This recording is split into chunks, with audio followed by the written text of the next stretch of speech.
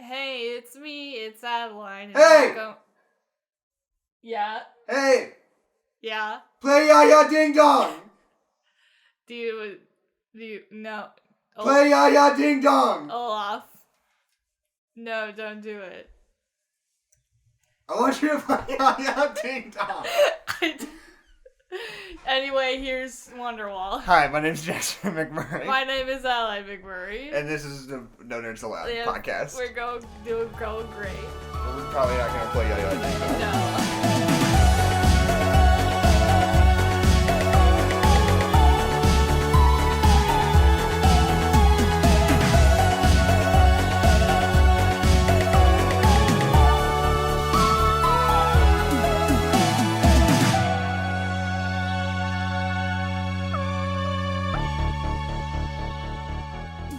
So, Adeline. Jackson. This week. It is. Yeah, I guess it is. It is this week. We finally... Frank was gonna eat all the tissues off your floor again. Well, sorry. Why It's can't my you own put room. your tissues in a garbage can like a regular human being? This week, It is. we finally covered the hottest new movie of 3 weeks ago. Because, man, we really are just desperate for entertainment, aren't we? Because a few weeks ago, Yes. My Spy and Eurovision came out on the same day. Yeah. And we were like, oh, let's cover My Spy. That'll be fun and interesting and people will be excited about it. Yeah. Kind of like that time when we went and saw Zoolander 2 the same day Deadpool came out. Yeah, uh-huh. We bet on the wrong horse on Yeah. this one. Because everybody's been talking about Eurovision for a while now. Yeah. And it's still, on my movie app on Letterboxd, it's still the only thing that's usurped Eurovision from the #1 spot on most popular since it came out has been Hamilton. That makes sense. So it also doesn't seem very fair. So it's still number 2 as of right now. I think my big takeaway from watching this movie is that it's not Hamilton. No, it's true. Very It's much not not Hamilton. Hamilton. So, first of all, Yes. first order of business, I think, Okay. is Eurovision Song Contest, the story of Fire Saga. A bad title. Is that a worse title than War for the Planet of the Apes? Because I would say it's worse because, like, Planet of the Apes, like, that was already an established thing, and they were, like, Right. adding on to an established thing, and that's why it got so long. Right. This is long solely on their own fault. Yeah. Like, they did it themselves. When I follow a YouTube channel that just uploads new trailers. Yeah. And when this trailer dropped and it just said Eurovision Song Contest, the story of Fire Saga, I thought it was like a TV special about Eurovision or something. Yeah. It sounds like a documentary about Eurovision. But it's not even a mockumentary. If it was a mockumentary, I'd be like, oh, that makes sense. Because no documentary has ever had a good title. Right. And you could just call it, like, the story of Fire Saga. Yeah, or just Eurovision, the story of Fire Saga. I don't know why they have to put Eurovision Song Contest. See, I think putting Eurovision in it is weirdly misleading because it's already a television event franchise. That's fair. It's trying to, like, deeply connect itself to Eurovision, but calling it Eurovision anything makes it seem like a rebroadcast of the Eurovision That's fair. contest. That's really fair. Why wasn't this movie a mockumentary? Yeah, that would have been much better, frankly. Yeah. Here's the thing about this movie that I simultaneously like and don't like. It's not that good. It's, like, okay. Yeah. But people just decided to be excited about it anyway. Because we're desperate for entertainment. I don't even think it's not that... It's not that bad. Like, it's a totally fine movie, but it's not funny. It's not a good comedy movie. Right, Like, yeah. if the story is fine, I like the characters, I think we do, like, some fun visual stuff. Like, the Eurovision performances are all really fun. And, like, it's got a pretty good, like, rise and fall in action. Like, it's got a good plot. But it's not that funny. Like, it's not that good of a comedy movie. That's what I signed up for. Yeah. But I just think that, like... I feel like this is almost the same thing as Venom. Yeah. Like, nobody's trying to argue that it's some masterpiece. Yeah. But we just all everybody like it. pretty much unilaterally is like, you know what though? I'm just gonna choose to be into this. Yeah. I'm just gonna allow myself to enjoy something for once. Well, like, honestly, I think Rachel McAdams is what, like, totally sells this movie. Right. Because her character is just, like, so much fun and so, Yeah. like, earnest. Rachel like, McAdams is the best, and I'm gonna kill you every day until you watch Game Night. Okay. Also. Okay. Continue. She does really good in this movie. I really like her character. She also does really good in Game Yeah. Night. We talked about with Austin Powers, so, like, being the secondary, like, love interest in a comedy movie where you just, like, have to be pretty and not funny. Right. Sounds like the worst job on the entire planet. Right. And I like how she's not that. Like, Yeah. she's the secondary lead, and she's a woman, and she's pretty, and she's the love interest, but she's still funny and interesting and is a person. Like, Right. they do that very, very well. And this is... Even though it doesn't end up being a comedy movie. Right. Well, we talked about sort of the style of comedies that you're allowed to make Yeah. these days in our Austin Powers episode. Yeah. And this is very much that one type of comedy. Oh, yeah. That, Oh, yeah, like, yeah. Adam McKay-esque, like, behavioral dialogue-driven, seemingly improv-based Yeah. comedy.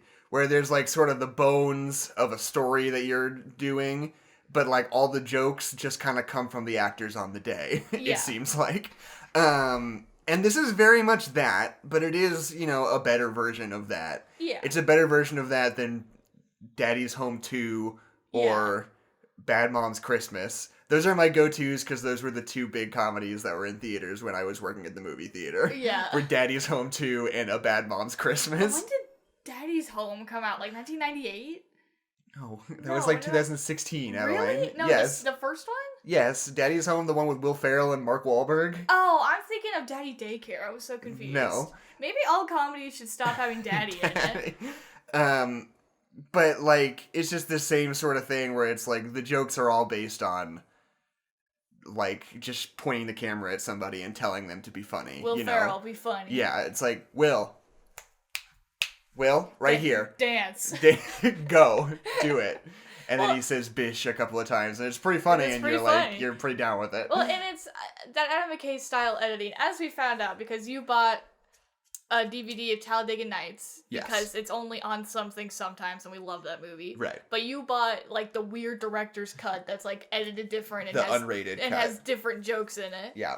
But here's the thing, that version's not as funny. Yeah, no, it's definitely worse. So, like, this type of movie is, like, very, very reliant on editing. Like, I think more than you realize, like, when you just watch the movie. Right. Like, the timing of, like, when a joke ends and when that person reacts to it, or, like, how long that person reacts to it, just, like, Right. like, because it's so dialogue and conversation just happens to have space. Like, editing is so important, because if you don't edit it, it, like, goes on too long, or the joke doesn't land, because it just Right. feels like a conversation. And I think this movie should have been edited better. yeah. It should have been edited to be a comedy, because it felt like it was just edited to just be a movie. Yeah. And so it's just a movie. Well, it's also entirely too long. Yo, it's way too long. This movie is like 2 hours, 5 minutes, which is like 40 minutes longer than any movie with Will Ferrell in it should ever be. I think if you're in an editing bay and Will Ferrell is in your movie and you like tip past 90 minutes, like there should be like a parole officer to keep an eye on you. That's like are you really like, are you really doing what you're are supposed you to be really doing? sure about that? Because there will be consequences if you make it any longer. And that's the thing about that Talladega Nights thing, is that that like unrated director's cut is just Adam McKay going in and adding an extra 15 minutes of superfluous jokes. Yeah. Some of which are funny, but it makes the movie too long and less funny because Yeah. like the pacing of it suffers. And this movie, I was reading a handful of interviews about like the making of this movie while we were watching it this time. And the first thing that the director said, so just in general, Will Ferrell, this is like Will Ferrell's movie. Yeah. His wife is Swedish, so he got into Eurovision Song Contest through her. And he's been like a huge fan of Eurovision. He's like there every year for the past like 15 years. And he's been working for a really long time trying to make a Eurovision movie. It's like a long time passion project of his. Yeah. And so he wrote the script, at least the first like treatment. Yeah. And he produces this movie. He's the producer on this movie. But when the director, David Dobkin, who's the guy who did like Wedding Crashers, and he's just sort of a journeyman comedy director, when I was reading this interview with him, the first thing he said was, well, I got the Will Ferrell script, and I thought it was way too short. Like, it really needed to be fleshed out. And I was like, no, dog. Like, that's the wrong call. Ooh. And I just thought that was so funny that basically everybody, even people who like it, are like, the movie's too long. Yeah. The movie should not be 2 hours if it's like this. Yeah. But the first thing that director says is like, I wanted to make it longer. It's like, no, can't. He's like, it was only 90 minutes long, and everyone's like, that's what you want. I mean, the fact that it was obviously like a passion project is probably why it's not as funny as a lot of his other movies, and I think it's also because, I mean, Eurovision is one of those things that's like, it's very important to other countries that we don't get just because we don't really have something like it. Right. Like, we have American Idol, but like, that's not like it's not the same It's thing. not the same. It's not like a source of like pride for the country like, Yeah. among other countries. So like, having to like deal with it like respectfully. That's why all the songs in this movie are just like pretty good songs. Right. But they're not funny. None of them are funny. Well, yeah, because that's the thing. Yeah. Is that this movie was sort of produced in tandem with the actual Eurovision people. Yeah. They got a certain amount of funding from Eurovision to have it, like, drop in tandem with the actual competition, which happened to not happen this year. Yeah. But the plan is that it was going to drop on Netflix, like, along with the actual Eurovision thing, so it would, like, you know, draw some attention and, like, be sort of this thing and maybe try to get some Americans into Eurovision, you know?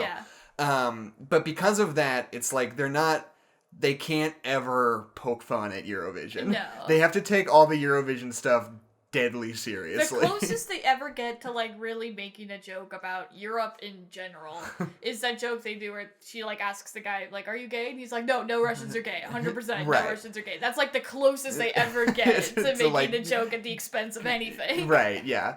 And like, so yeah, I don't know, all this, like, this would be such a different and, in my opinion, better movie if the songs were funny. Yeah. The songs should be funny. Like, this should be like a pop star never stopping, where it's like every song is like this extended It's bit. so funny. And you're like, oh man, that song from Eurovision where they talk about pubic hair. The Mona Lisa. Where it's like, that's just off the top of the dome, Yeah. right? Like, guy gets up on stage, sings a whole song about pubic hair, audience is going crazy. Yeah. That's funny. I mean, that's kind of like the Austin Powers, like somebody doing something stupid and Right. everybody just being 100% on board. Like, that's always funny. Right. In like a wholesome way. And like, that Volcano Man song is kind of a joke. It's like just sort of goofy and weird, but there's not like a coherent like set up goof to punchline it. to it. Yeah. Yeah. It's just like big and dramatic and kind of not good, and that's Kinda kind of what's silly, funny about it. Yeah. And then Yeah Yeah Ding Dong is like the only song that seems like it was written Yeah. to be funny in the But whole the problem movie. with Ya Ya Ding Dong, and I said this maybe 10 minutes ago to you, is that any song where the joke is that it's like actually about a penis or about sex or whatever, you have to play it super, super well. Because the problem with that whole setup for a joke is that there are so many songs in real life that are just actually like Right. that.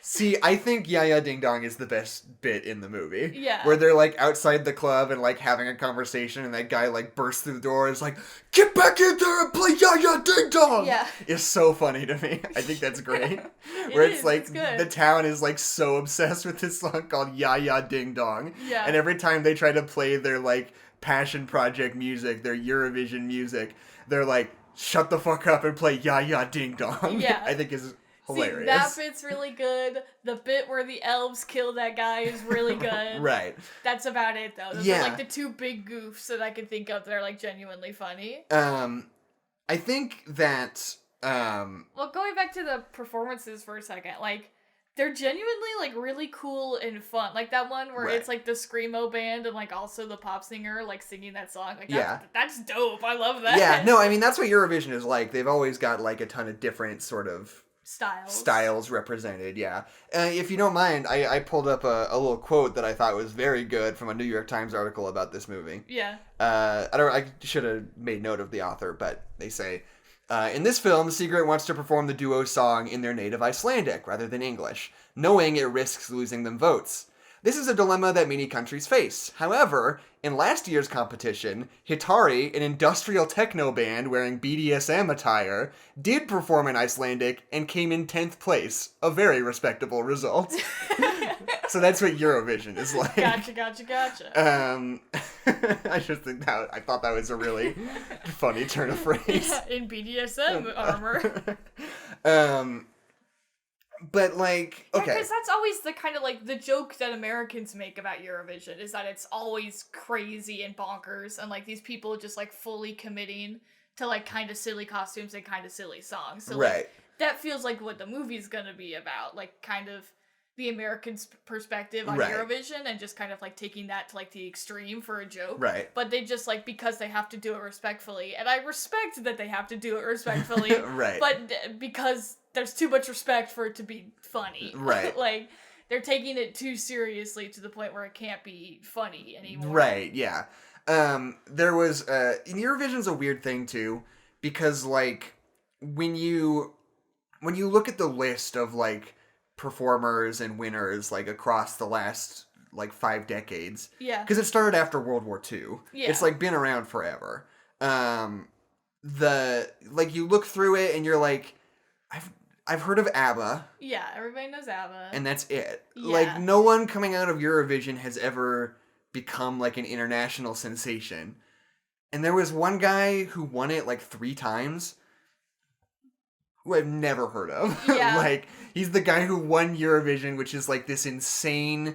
Basically, the rest of the world participates in Eurovision. Yeah. And like, everybody on the planet came together and said, yes, we love this guy.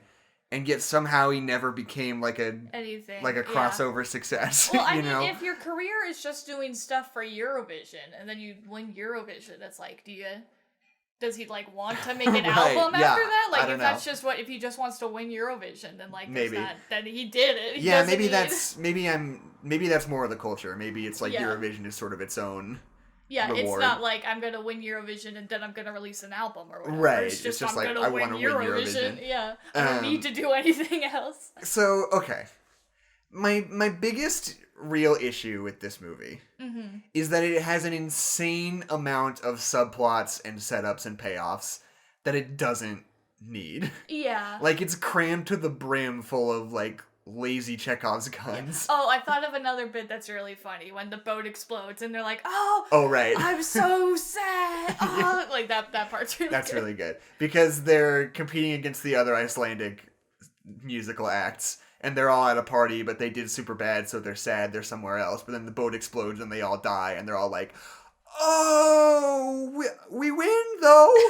And they're like, oh, it's so sad. Yeah, it's pretty good. Pretty good. Good flick. Pretty good. Well, because it's just Rachel McAdams just, like, playing that character so well. Because she's, like, kind of dorky, but also just so genuine. So she's like, oh, those poor people. But yeah. But, like... I think, honestly, you could take out that whole thing with the bad guy who wants them to fail. And the ghost. And the ghost isn't anything.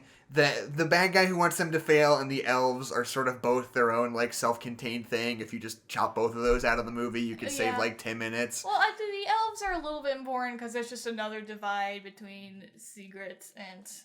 Lars. But would the movie suffer if it didn't have that? No, but you know. I think this movie needs to be trimmed to the bone. Yeah. You gotta make it a tight 85 minutes. Well, the whole thing about, like, the special note also. That was dumb. And, okay, so that song at the end is so good. Yeah, no, it's super good. And, like... I'm upset that it made me tear up a I know. little bit. It's the kind of thing where it's, like, that moment where she starts singing in Icelandic, you're like... Holy shit, this is the best movie ever. And then you think about it and you're like, this is a payoff for one line of dialogue in the first 10 minutes of the movie that has not been addressed again. Like, there's 2 things. Like, in the first 10 minutes, Rachel McAdams is like, oh, I wish I could sing in Icelandic. Too bad I can't. It's like, oh, if you are really special, you can sing the nonsense Spugo note. Yeah. Which I think is nothing. And then at the end, she sings in Icelandic and she hits a big dramatic note and they're like, that's it, that's the... She did it. What's it called? The Sporgo note? Something like that. I don't know. It's like Icelandic sounding nonsense. But it's like, yeah, it's like that song rips. It's like so good and so genuinely powerful that it's like when she does those two things, you're like, holy shit, this movie's incredible. Yeah. But like, it is the payoff to the two laziest setups I've ever seen in a movie, but somehow it works still. Yeah, well, because it's different, because him, like, letting her sing that song is, like, him showing that, like, he cares more about, like, performing and doing stuff with her than, like, actually winning, so, like, that's really important. But, like, they should just set it up better. Like, if there were times where she's like, oh, I could sing in Icelandic, and he's like, no, we're gonna lose if you do that. Like, if that right, if tension, that was a point of conflict. Yeah, like, kept coming back up, then it would be way more meaningful than her just being like, I know I can't do it. Right. Anyway, bye. Yeah. Part of why I think this movie is connecting so well. Yeah. Is because Europe is cool. Any movie where people just hang out in Europe, it's cool. Pretty sick. Yeah. I think that's most of the reason why I was so obsessed with Secret Life of Walter Mitty when I was in like 10th grade. Oh yeah, that was like your favorite movie for a grip. There was a brief moment in time where I just decided, I was like, I think Ben Stiller is like my role model. I think Ben Stiller's like the coolest guy in the world because he directed Secret Life of Walter Mitty, which I loved. Yeah. And I still liked Night at the Museum, and Zoolander was funny. Yeah. And like those three things, I was like, Ben Stiller's my guy. I'm obsessed with Ben Stiller. Ben Stiller's pretty cool. He is pretty cool. Yeah. But it's like, you could pick someone worse. Secret Life of Walter Mitty is one of those movies that I was watching like right as you started to figure out that movies could that like movies are cool and interesting, and maybe I'm actually really into movies. Yeah. And I saw Secret Life of Walter Mitty, and it like had a color palette and like looked pretty good. Yeah. And like sort of was about something. Yeah, and I was like, this rules. Yeah. This is the best movie ever. It's this movie about Ben Stiller playing this like newspaper photographer who has a very active imagination, and he's always fantasizing about being somewhere else. Yeah. And doing cool things, but then he has to go on this actual journey where he goes to Iceland and actually does cool things. And there's the sequence where he like skateboards down this like Icelandic hill with like rocks tied to his hands. Yeah. Pretty sick. I don't know. I haven't watched the movie in a while. Maybe it is actually awesome. Yeah. Maybe I've just talked myself out of liking it. But because 8th grade you liked it. But also what I'm thinking of is mostly just that Iceland like looks super cool. Oh, yeah. And is like really fun as a setting for a movie. Oh, that's why we put so many like in like American action movies, we take any excuse that we can. First of all, to get to Europe, and second of all, to go to Iceland. Like Aquaman is in Iceland, right? For no reason other than Iceland is cool. Iceland is cool. Yeah. John Wick 2, they go to Europe. He hangs out in Rome. Yeah. You're like, hell yeah, I'm into this. Cool. Rome's cool. Ocean's 12, they go to Europe. I can't remember. Garfield 2, Garfield they go to 2, London. Tale of Two Kitties. The Alvin and the Chipmunks probably go to Europe. Have you seen Ocean's 12? I have not. You need to see Ocean's 12. Alright. Ocean's 12 is... Have you seen Ocean's 11? No, I haven't seen any of the Oceans. Ocean's 11, very good movie. Yes. Ocean's 12 is the most insane thing I've ever experienced. Okay. There's a bit in Ocean's 12 where Julia Roberts needs to like infiltrate this place. Yes. She's the 12. Gotcha. Because she was in the first movie, but she was just like the girlfriend. But this time, she's part of the crew. That's why it's Ocean's 12 this time. Because there's 12 of them. But anyway, so they're like, we need to get into this place. And it's like this Met Gala or whatever. Yeah. And they find out that the actress Julia Roberts is going to be there. You've said this to me many a time. So they kidnap Julia Roberts, the real life figure, and then the character played by Julia Roberts in the movie takes her place, and they're all like, yeah, you look like Julia Roberts. Wait, is there another actress who's not Julia Roberts? So Julia Roberts is playing both parts? Yes. And Bruce Willis is there as Bruce Willis. Okay, cool. And it's like, hey, Julia Roberts, what's going on? It's like the most insane, weird thing I've ever seen. It's so good. There's also a part where they have to break into somewhere, so they just like put like a jack under a house, and they like lift an entire house up. Yeah. And like tilt it enough so they can get like a clean gunshot through it or something. That's a pretty good That's part crazy. too. They're in Europe. It's a great movie. What I would have liked in Eurovision is that there is that part where he's like climbing through the audience and he runs into Will Ferrell. I think that would be fun. Yeah. And it's like Will Ferrell is at Eurovision every year. He's a big fan. With his wife and his kids. Yeah. Like one guy, it's like, we have to do good. Will Ferrell's out there. That would be pretty good. Yeah. So I don't understand the whole thing about how everybody at Eurovision hates them so much. Yeah, like... Because their song is just kind of a regular fine song. Yeah. And, like, everybody's like, oh, they're the worst, they suck, they're so bad. And it's, like, mostly because, like, things go wrong, but it's, like, their song is fine, so I don't know why everyone is so out to get them. I hate in movies when it's, like, it's the underdogs and they're, like, giving a performance and they, like, mess up or something and, like, nobody claps. In the history of forever, there has never been a performance where nobody has clapped, except maybe Hitler or something. Right. Like, no, people clap for Hitler. People clap for Hitler! That's why Hitler was a problem. I guess other people that were Nazis clapping for Hitler. Anyway. But, like, when they, like, the wall, like... They very clearly, like, get hurt and something, like, goes wrong that's, like, out of their control with, like, the hamster wheel. Right. And they, like, get up and keep singing. And then they, like, do the big finish and, like, nobody claps. I'm like, why are you all assholes? Yeah, no. Like, do you not realize that, first of all, it wasn't their fault. Second of all, they clearly got hurt and kept going. And nobody claps. I'm like, this is not realistic. But yeah, and it's like, even from the beginning, they, like, get picked out of the hat or whatever. Yeah. And everyone's like, no, they're the worst. Because something technically went wrong. Well, no, but, like, even before that, when they're, like, just picking them out the first time, everyone's like, oh, they suck, they're so bad. But it's like, I mean, I don't know, I guess realistically, if I heard that song in real life, I'd be like, next. Yeah. Because it's, like, not that good of a song, but everyone's like, oh, they smell like diapers. Like, we can't put them in. It's like, it's fine. Yeah. It's a regular song. Like, why is everybody so angry about it? Yeah. And I don't know if you've ever listened to a song that someone who is not a songwriter has written before. There are much worse that you could have done. Right, yeah. Because, like, yeah. And all the songs in this, none of them really stand out to me except for the last one. Yeah. They kind of feel sort of really by the numbers. I don't know. I think they should have done Volcano Man more than they should have done Double Trouble. Because Volcano Man is at least big and silly and fun. Yeah, I really like Volcano Man. Yeah, and having Will Ferrell in that, like, Viking outfit, and, like, if he's, like, doing that at Eurovision, like, that seems really on brand and really fun. But instead we do Double Trouble, which is kind of just like a pop song. Yeah. Which I guess is more like modern Eurovision or whatever, but like... Volcano Man's way better. And you get to see Will Ferrell just be like, ha, ha, ha, ha, for a whole bunch. Yeah, for a really long time. Pretty funny. It's pretty funny. Also, because of this movie, Will Ferrell now is a Billboard charting musician. Yeah, which is great. So, also, I think it's interesting that they have another woman sing for Rachel McAdams, but they still let Will Ferrell, like, just be Will Ferrell. I think it's funny.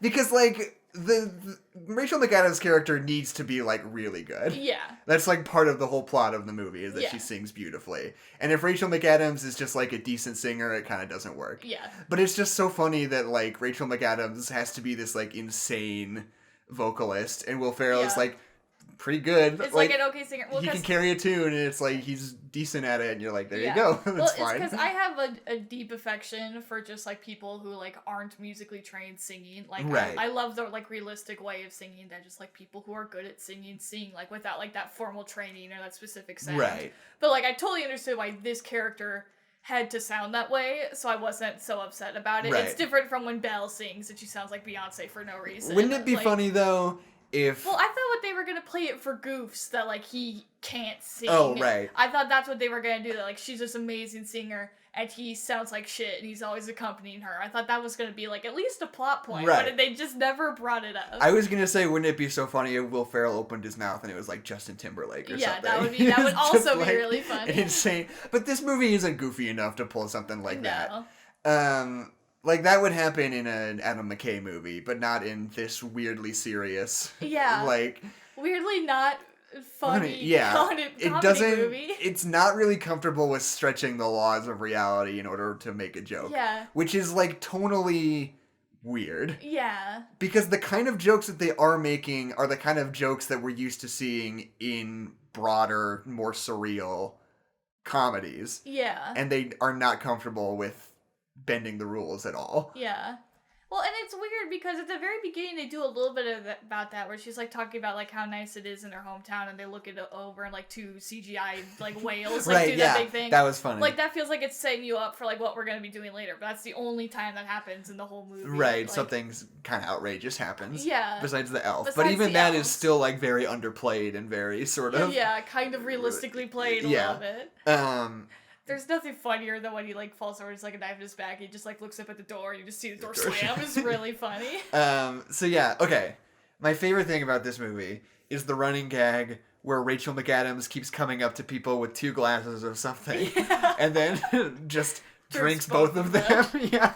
And there's that moment, the first time she's like walking towards Will Ferrell at his job in the morning with 2 cups of coffee, and she's just like, "Hey, what's up?" And they're like talking, and he like kind of tries to reach for one of the cups of coffee, and she's just like, "No, they're both mine."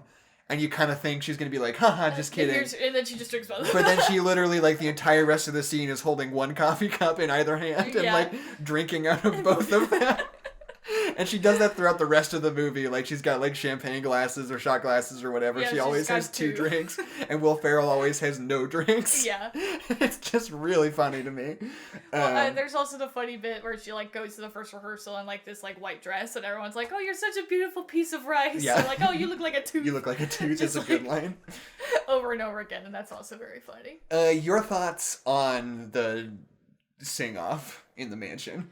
It felt like that scene in Trolls 1 where they had all the YouTubers say something funny. Right. But I don't know who any of the YouTubers are, so the, right. the bit is just lost on Well, yeah, me. because these are all like Eurovision contestants from the last few years. I had no idea who any of them are, and it just felt like we were doing something else for a little bit because we had to be. Yeah, I don't know what it is about that, but it feels only deeply irritating to me. It's just so disingenuous. Like, you've never been to a sing-off? This is not a thing that any person has ever done in the whole world. Like even if it is, it's stupid. It's like, have you seen Pitch Perfect? I haven't. There's this bit in Pitch Perfect. It's bad. It's a bad movie. I mean, I don't know. I saw it one time, but I fell asleep.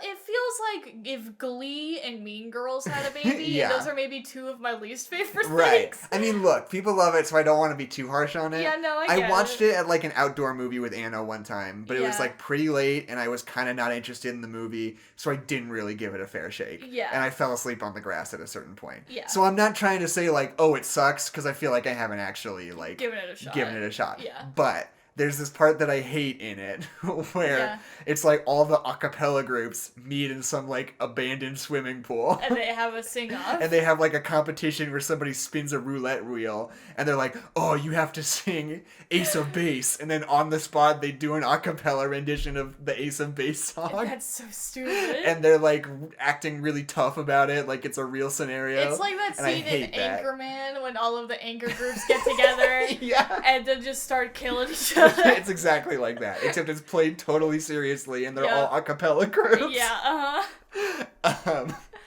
But I'm trying to remember what it is, because it's just like literally it's like there's a roulette wheel with a bunch of songs on it. It's like Bruno Mars and like AC/DC or whatever, and it's like whatever it lands on, you guys have to do it. Yeah. And then you like go back and forth singing the same song, and they've kind of got different styles, but they're like all up in each other's face and like acting like all Glee. tough. It's like Glee. Yeah, it's the worst. God, why did we allow Glee to exist for so long? I haven't seen it. For so long. Well, it's just like Riverdale, but people sing. Like that's right. Except they're singing in Riverdale now, so they're the same, actually. Yeah. Okay. You know that Riverdale... Not to talk about Riverdale again, but whatever. Riverdale is doing a thing in one of their more recent seasons where the school production they do is Heathers the Musical. Yep. Which is the weirdest thing in the world to me, because Riverdale exists as a direct result of the movie Heathers. Yeah. And it's like a weird... It kind of breaks my brain a little bit. Yeah, Because it's like... Well, but don't they just do like a full performance of it on the show or something? I don't know. That's like the plot, is that the school musical that year is Heathers. Yeah. But it's just a weird thing where it's like, Riverdale is Heathers, I though. just know everybody on TikTok is just making fun of whoever sings "Welcome to My Candy Store" on the show, just because they do a terrible job. That's all I know about that whole thing. I haven't seen Heathers. the movie. I should. I know the plot. It sounds fun. People love it. It sounds like a good movie. Yeah. I just haven't seen it yet.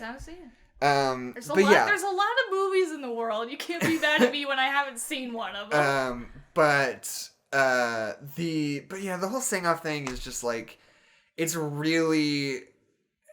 it's too sincere. Yeah. And I hate to say that because I hate to be the kind of person who's just like, everything, you shouldn't be able to express yourself and be happy. Well, because I genuinely love when things are sincere. Right. But this, like, it just didn't feel like it was for anybody except the people singing. Like, it felt like it was for the people in the movie and not for me, the audience. And I just feel like this movie, it just didn't mesh tonally. And it feels so much weirdly like an ego trip for everybody involved. Where they're all singing top 40 pop songs in this perfect, wonderful arrangement in a mansion. Yeah. And you're like following all these Eurovision contestants as they're singing directly to camera. And you're like, I don't like this at all. I just don't. They weirdly just like put a music video because it like... They totally drop the whole plot. Like, they drop the fact that they're making a movie to just, like, do this really quick. Like, they just make a music video really quick in the middle. And there's, like, kind of a plot point where, like Rachel McAdams sings really well. Yeah. But that's, like, And it's, like, it feels like Trolls. It feels like Trolls. And I don't like Trolls. I didn't come here for Trolls. Remember when one of the main characters in Trolls 1 was that DJ Suki, who's like a YouTuber or whatever? Sure. But she wasn't actually in the movie all that much, but for some reason she was still on all of the like stickers and backpacks and stuff. She got like above board billing. Yeah, above title billing. What was up with that? Because they knew that her fans would go see the movie. I guess. Was it JoJo Siwa? I don't know. I don't think JoJo Siwa was in it. I don't think why wasn't JoJo Siwa in Trolls? Is JoJo Siwa in movies? I don't know. I think she's like making her own music videos. People are like really, really standing JoJo Siwa right now. It's because she made one video where she like dropped the act for a second. Everyone was like, "No way!" Ah! But it's like she's still doing the same thing the rest of the time. So like, well, people are like respect that she like committed to a thing and she's like making money off of it. Okay, so she's been in 2 movies. Are you ready? Okay, don't look. Okay. The most recent one was Angry Birds 2. Okay. Which, you know what, I kind of get. On brand. It's fair. The other one, 2018, called Blurt. I'm clicking through this link right now. We're going to find out about Blurt. Nickelodeon original film called... Yeah, I was literally about to say it's going to be a Disney original movie, but it's a Nickelodeon original movie. Blurt is a movie that does not even have a Wikipedia page. Alright, cool, great. We got to do Blurt on the podcast. We got to cover JoJo Siwa's Blurt. I don't think she was the main character of Blurt. How do you know? I think she had a cameo as JoJo Siwa. Because I know what Nickelodeon original movies are like. Do you remember Fred, the movie? Yeah. John Cena's Fred's dad in that. Look, here's Blurt. Look, she's the best, she's the quirky friend. She's the quirky best friend. Wow, I hate this white man. Look, JoJo with no bow? Question mark, exclamation point? That's insane. She didn't have a bow in that movie. She had pigtails instead. We've got straight white awkward man who's going to be in love with a girl, but he can't talk or whatever. We've got African American best friend, maybe love interest if we're like getting like really like forward and liberal. She's gonna be the love interest. JoJo Siwa's the quirky best friend. No, look, it says the rules get broken when you're too outspoken. It's about a guy who talks too much. Talks too much. He doesn't have a filter. He wears a suit all day long and he stands up in my AP history class and goes, "Not to play devil's advocate." No, look, he's wearing a sweatshirt. He's a very... I don't think black people should be able to vote. What were some of the positives of slavery? I've had someone say that in a class to me and I didn't know what to do about it. Look, see? Yeah. Okay, see, she's gonna help him. She's gonna help him be a better person. Great, cool. Blurt Chart by Leanne Prince. I don't know what this is. That's like a school management, like helping your kids. Look, see, that's funny. He's got duct tape on his mouth. Wow, funny. It's a good one. We gotta watch Blurt on the podcast. No. I'm gonna see if there's any stream Blurt. It's still images. It's probably on the Nickelodeon website. Watch Blurt online Hulu. Why? Blurt's on Hulu. I don't know why you think this is so funny. I'm obsessed with Blurt now. Look at I need everybody at home to just give Blurt a fair shot.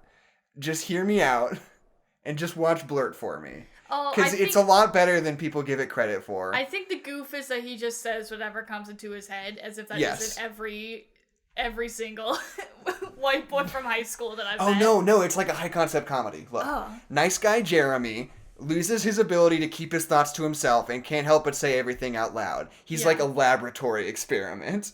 He's lost his ability to not say what he's thinking. He gets, like, kissed by a witch or something. Yeah, exactly. The only way to fix his problem will be the hardest thing he'll have to do, win the school election. Oh my fucking god. It's so good. This sounds awesome. Everybody, we're doing Blurt on the podcast if you'll just watch along with us. And it's a tough sell, but if you'll stick with it, I promise, it's got a really good ending. And Jackson, what if this kid says the N-word? Then that would probably learns a lot from the experience. Also, this is a Nickelodeon original movie. I know. There, I said it. I really have to fart. I bet he says I really have to fart sometimes. I bet he says that. But he's like, I have diarrhea. And it's really funny. Eurovision Song Contest is a good movie. I also really like the bit. I mean, the whole conflict is lame, where they both like simultaneously almost sleep with somebody else. But did they both? And they both think that they did. And they're mad at each other. It's kind of nothing. I think you could lift that out of the movie, too. Yeah. Well, it's because the real conflict is, like, they've, like, kind of both realized that they don't want the same things, just, like, because of circumstances. Right. And, like, that's fine. That's good. That's a good conflict, because it's not born of miscommunication. It's born of communication, where we realize that, actually, this whole time we haven't wanted the same things. That's good. The whole thing where it's, like, they both don't, but do sleep with other people is just, it's not good. But I do like the part where they get in the fight, and Will Ferrell's like, I'm gonna have sex with everybody. I'm gonna go sex nuts. I'm gonna have sex with you. Taking out the garbage. You with the iPad. Yeah. I thought that was funny. That's a good bit. Funny. That's another good bit. We got 4 good bits. I'm weirded out by the whole gay Russian subplot. Because sometimes they're trying to play it as a gag, and sometimes they're trying to play it as a really serious character moment. Because when did they ever play as a serious character moment? At the end. Oh, I guess. And also that one moment where he's like, but I can give her everything that she cannot. And girl's like, well, not everything. Oh, I thought you're gay and you can't have sex with a girl. No, I thought that was that she's in love with him, you can't be him kind of thing. No, the subtext is clearly, it's like, because you're gay and the sex will never be good and you won't actually be in love with her. Dan Stevens. Yeah, whatever. Dan Stevens of Beauty and the Beast fame. Well, and it's where he was the Beast. The girl, Mita, the, like, other love interest, kinda, who's, like, there for no reason. The Greek girl? Yeah. First of all, her song and performance fucking sucks. It's not good. It's just boring. And she's like, as soon as the song's called, like, Masquerade, I'm like, oh, we're gonna do something really cool.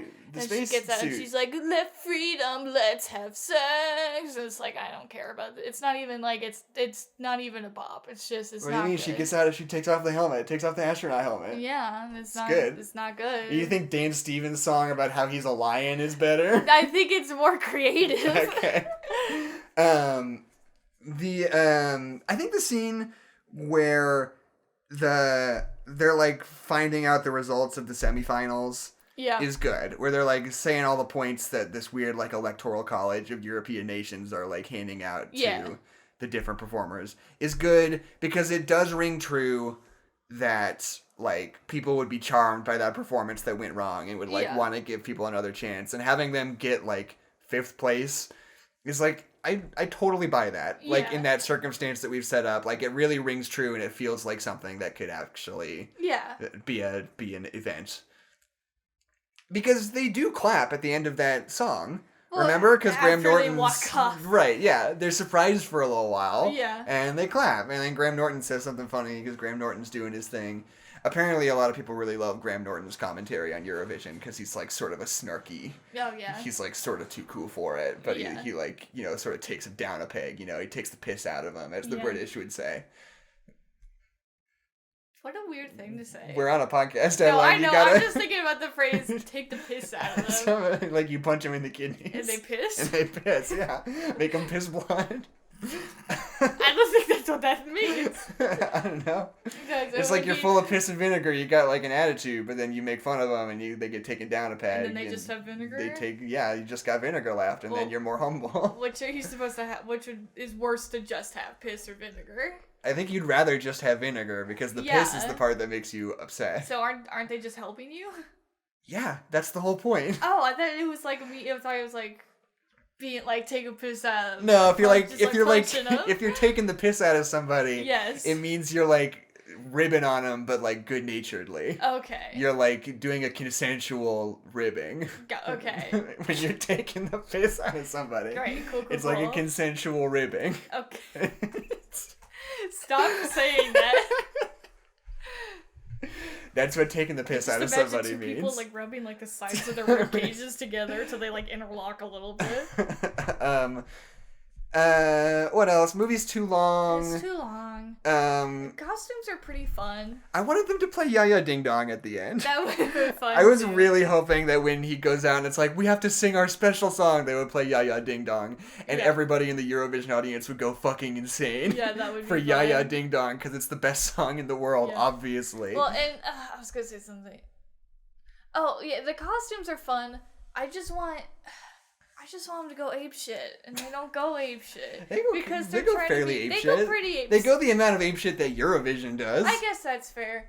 I mean, like when they're like just like walking around and like their clothes are like kind of colorful and kind of mismatched. Right. I just wanted them to like go. I wanted them to make it funny, basically, and they never made it funny. I mean, him performing in the Eurovision finals wearing like a rain slicker and overalls is pretty funny. But I like that. But it's not played for goofs. Right. It's kind of played for drama. Like, oh, he ran from the fish boats. Right. Ya-Ya Ding Dong. Ya-Ya Ding Dong. They should have played Ya-Ya Ding Dong. I feel strongly about this. Yeah. And then she could sing Ya-Ya Ding Dong in Icelandic and hit the Spugo note. And but just to Ya-Ya Ding Dong. Yeah. I think it would be funny if the audience in Eurovision just went insane when they played Ya-Ya Ding Dong. They were like, yes!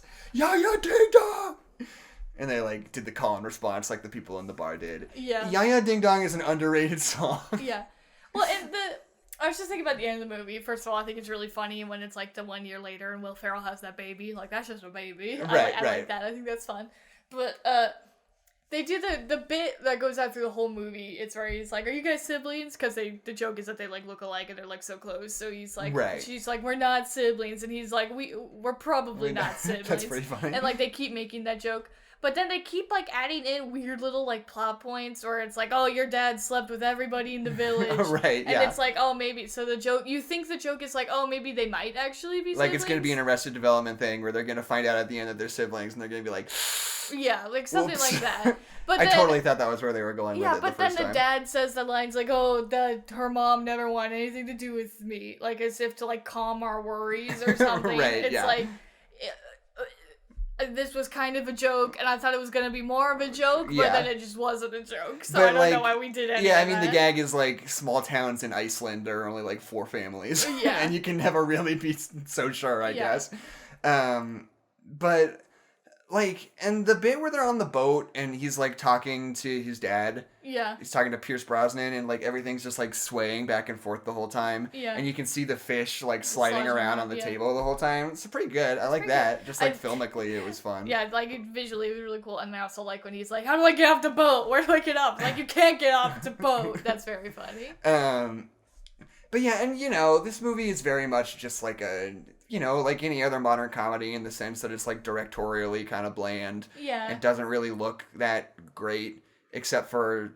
the fact that we're in Europe. Yeah, and, like, because it's, like, you know, the cinematography is pretty bland. Yeah. And that's just sort of part of it now, I guess. I don't know. Yeah. That's the thing that's cool about Game Night, is that it looks fucking awesome. Yeah, Weekend Jackson, you want to marry Game Night. Game Night is the best comedy in the last 5, 10, 15, 20, 25, 30, 35, 40 years. And it's just super good, and it looks gorgeous, and it's very funny, and the jokes feel like they were written in the script. Is it funnier than Some Like It Hot? I have not seen Some Like It Hot, so... Some Like It Hot's pretty funny. Is it as funny as... what's the movie, the acapella movie we were talking about? Pitch Perfect. Pitch Perfect. Like Bitch Perfect, but not. Okay, wait, let me try again. Is that the joke? No, wait, let me start it over. Okay. Is it funnier than Pitch Perfect? Probably. Okay, like, honestly, cool. probably. Also, Bitch Perfect is not a thing. Are you sure? Yes, what is that supposed to be? It's just because that's something you say.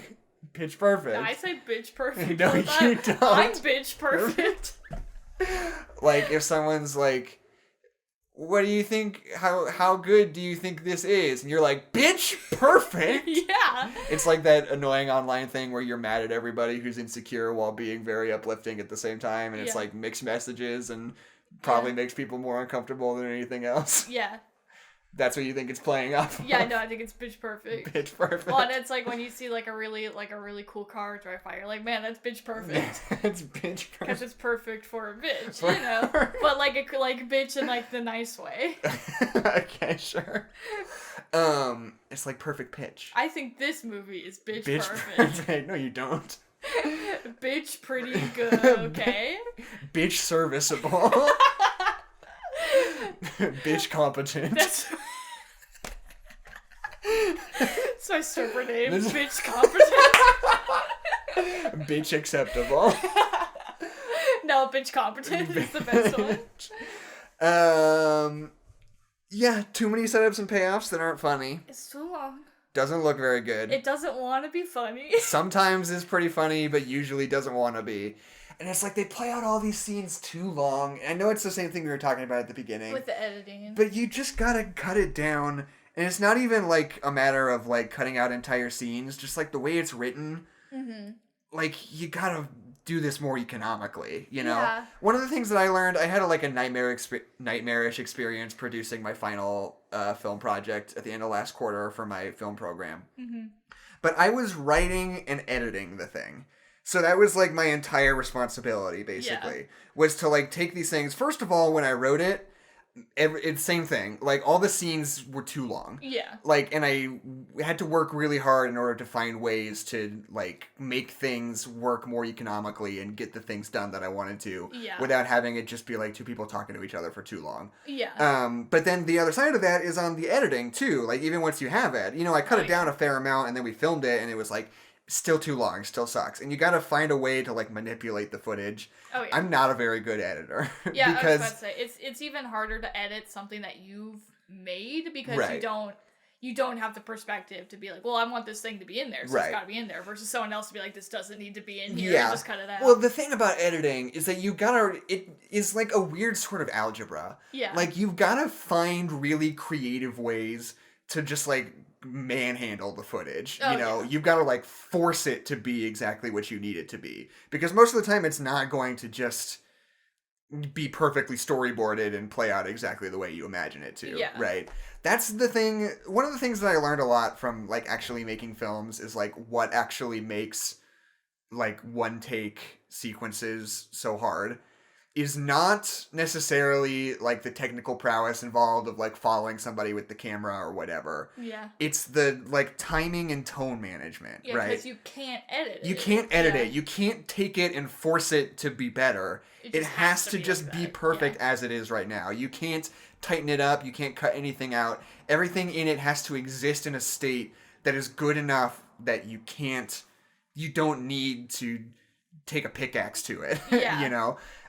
So yeah, that's one of the things I learned in film school is that, hey, I'm not a good editor. I'm bad at it. Well, when I learned in film school, I didn't go to film school.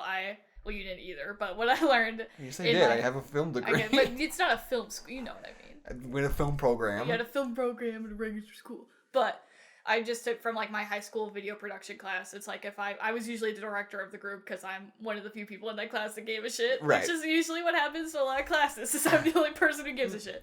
But I would be like, okay, here's what we're doing for the scene. This is how it's going to look. Go do it. And then people would be like, fuck, I don't know what to do. So as soon as I, like, did storyboards and, like, drew a picture of, like, what I wanted to look like, and if I, like, put a smiley face on it, then they were like, oh, now we know what it's supposed to look like. And I'm like, cool, great. So yeah, I think my biggest takeaway from this movie... Editing? Songs should have been funny. That's my number one thing. The songs should have been funny. They should have been more willing to poke fun at Eurovision. Well, it's just they didn't want to be a funny movie. Like, it's a comedy movie. It's got Will Ferrell in it. It's like Will Ferrell. It's advertised as a funny movie. They took the 2 jokes out of it and put it in the trailer. Right, yeah. Like, it's supposed to be a funny movie, but then when they made the movie, they didn't want to be funny. Yeah. They didn't want to make a comedy movie, which is catastrophic when you're making a comedy movie. You know what else was funny? What? When Rachel McAdams knitted that sweater that had a frowny face on it. That was very funny. That was a pretty good That was a gag. good goof. Because she's just, like, grumpy in her room, and then somebody comes in and is like, hey, what's that? And it, like, pans down, and it's like she's knitting a sweater with a frowny face knitted into it, and you're like, that's pretty good. Pretty good. Pretty good bit. Yeah. And, like, not to say that, like, it's like, oh, they were too genuine, like, just make butt jokes or whatever. Like, it's not what I'm saying. Like, I love the You don't want it to be South Park. Yeah, exactly. Like, I love the genuineness of this movie. Like, that last song makes me cry, and it makes me upset that it gets me. Yeah. But, like, you can be funny and make fun of things and still be genuine. Right. That's my whole life. I love stupid things. Like, she even says that in the movie, and that's probably why I love that character so much, is probably because I see a little bit of me in her when he's like, I'm gonna say something stupid. She's like, I love stupid things. It's like, we do love stupid things. Let this movie be stupid. Right, and we can still love it, even though it's stupid. We can Right. still have genuine moments inside of a comedy. And the genuine moments are sometimes what adds to the comedy, and the comedy is sometimes what adds to the genuine moments. Right. Because real life is funny. Real life is the best rom-com, Jackson. Yeah, I agree. Fair.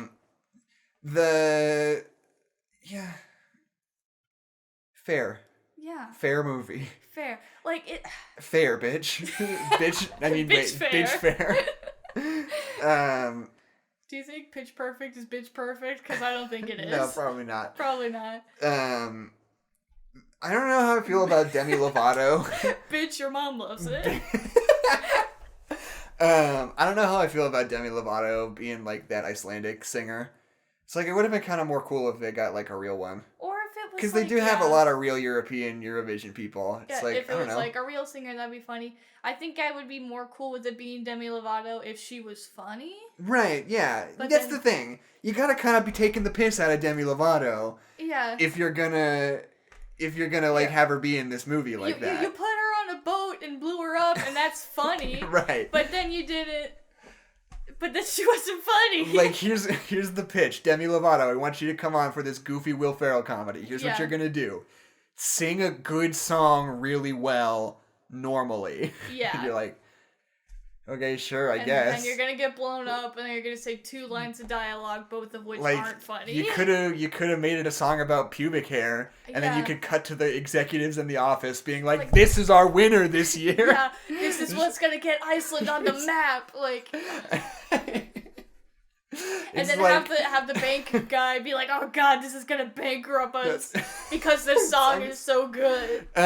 You know what would be funny? What? You know that episode of 30 Rock where Jenna Maroney is trying to make a song that's so goofy that that Weird Al can't parody it, so she sings a stupid song about farts and spaghetti or whatever, and then Weird Al does a parody of it that's just like, support the troops and come home safe. Yeah. That's what it should be like. Every other contestant should be singing songs about pubic hair. Yeah. And then Will Ferrell and Rachel McAdams should be singing just like really powerful, affecting songs, and everyone's like, shut the fuck up! Yeah. Like, play Ya Ting Tong. That would be my pitch. It's like, there's so many like things that you could do that are good payoff setups, like setup payoffs, whatever way you want to say it. But like, you could be doing so much stuff, but they don't want to do any of it because they don't want to be funny. Because they don't want to make fun of Eurovision. They don't want to be funny. And like, I get that they don't want to make fun of Eurovision, but then don't make a comedy movie about Eurovision if you don't want to make fun of Eurovision. Right. It does kind of make me want to watch Eurovision, though. It makes me want to watch Best in Show, because that actually makes fun of what it's talking about. Yeah. But like, not in a mean way. Yeah, like, no, it's observational comedy. Yeah. It's not mean. You're taking the piss out of them. It's genuine and it's funny. Yeah. It's consensual ribbing. Stop it. I won't. So yeah, okay, I think we're pretty much done. Yeah, it should have been a mockumentary. It should have been funny. That's about it. Yeah. So, Adeline. Yes. Now that we're done, shitting all over this movie that we kind of like. We're like that, though. Like, if Yeah. we like something, we're gonna tell you what's wrong with it, Yeah. though. Do you want to hear a 5-star review from Letterboxd.com? I do. This person says, Will Ferrett really blew it out of the park with this one. Will Ferrett? Will Ferrett really blew it out of the park with this one. Alright, cool. Had me in stitches. I watched this with my mother, and in the scene where Will left the band, she started crying. Such a moving tale of love and music, drama, romance, song, dance, sex, Greenland. What else could you want in a movie? If I was from Greenland, I probably would consider this movie my Independence Day.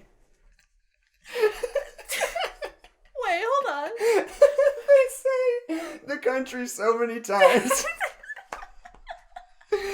Anyway, my name's Jackson McMurray. My name is Adeline McMurray. Maybe I don't know. Is Independence Day really that big of a deal for America? First of all... But this, our Independence Day from Greenland. Will Ferrett blows it into the park. He blew it out of the park. And they say it takes place in Iceland so many times. It's about Iceland. They don't even say Greenland. No. Not once. There are no jokes about Greenland.